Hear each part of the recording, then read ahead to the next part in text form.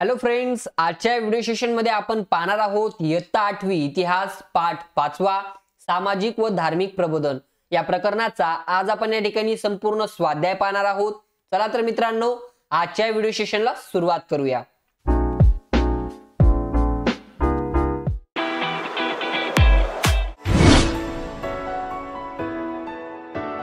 अभ्यास तुमचा साथ आमची स्टडी विथ संदीप सर या आपल्या YouTube चॅनल मध्ये मी आपल्या सर्वांचं स्वागत करतो।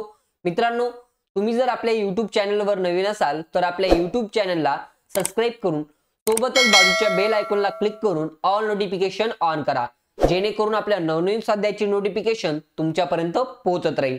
चला तर मित्रांनो, पाहूया पहिला प्रश्न।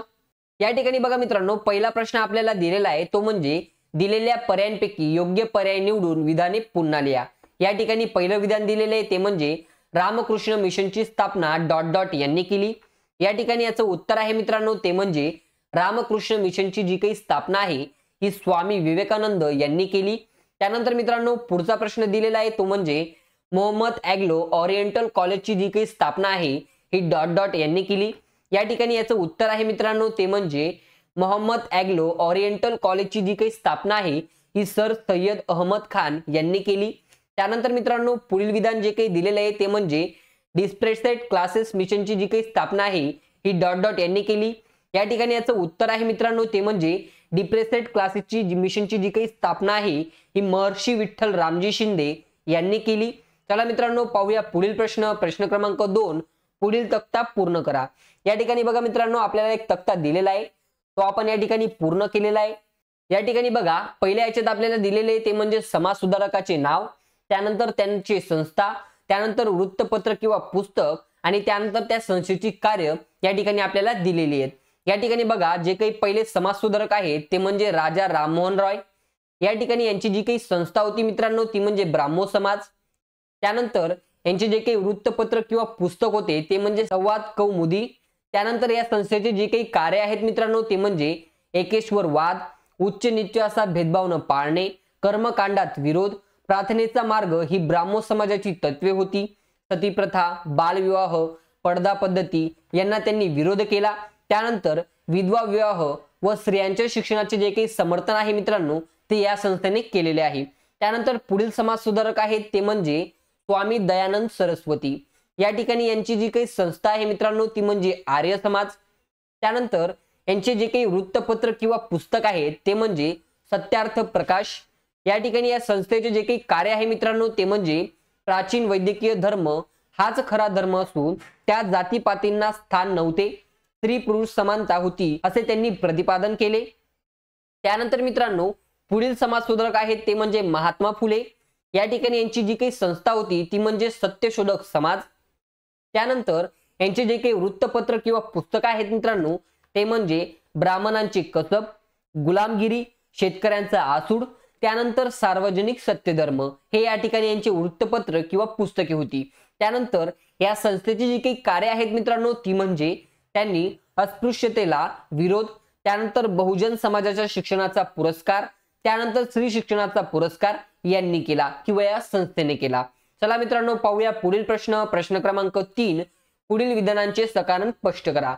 या ठिकाणी बघा मित्रांनो पहिलं विधान दिलेलं आहे ते म्हणजे भारतात सामाजिक धार्मिक परिवर्तनाच्या चळवळी सुरू राहिल्या।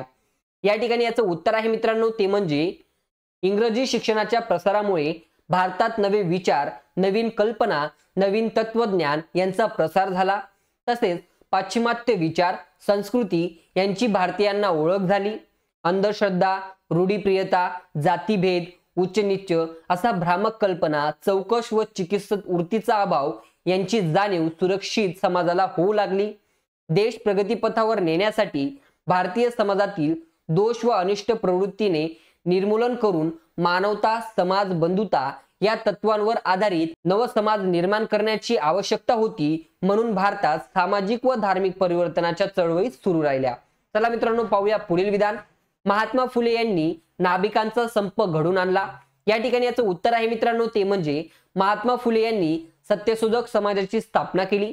सत्यशोधक समाजाच्या माध्यमातून ते अंधश्रद्धा निर्मूलनाचे कार्य करू लागले।